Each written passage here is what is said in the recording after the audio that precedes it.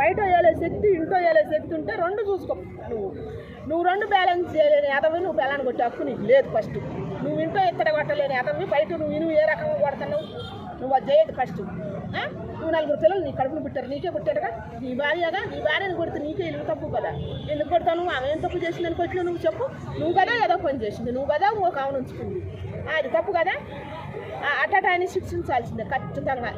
వాడిని కూడా కట్టేసి కొడితే సరిపోద్దు అనమాట. కట్టేసి కొట్టి తీయాలి తీస్తే తెలుస్తుంది అప్పుడు. ఎందుకు తప్పుడు పనులు తప్పుడు మెసేజ్లు ఎందుకు ఇవ్వాలా? అది తప్పు కదా. మరి చెప్పు చాటు మగవాడికి నువ్వు చెప్పదు తప్పు కదా. మంచి భారీ తప్పు చేస్తే కొట్టు, నిలబెట్టి కొట్టు.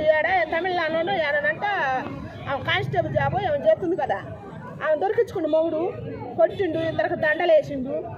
ఆయన ఇంకొక ఆయన కూడా దండ వేసిండు, ఇద్దరికి ఉంచుకున్న దానికి వాడిని టైర్ మీద నిలబెట్టిండు, ఈమెకేం దండ వేసిండు, ఇద్దరిని తీసుకొచ్చిండు. తప్పు చేస్తే చేయండి, ఆడదాయని కానీ మగవాడైన కానీ. అది ధర్మం కానీ ఉట్టి పుణ్యానికి కట్టేసి కొట్టేది ఏంటండి? ఇది దుర్మార్గం కాదు, ఇది దుర్మార్గమేగా. నేచర్ కూడా ఒప్పుకోదు, శిక్ష కూడా అంతే కఠినంగా ఉంటుంది నీకు.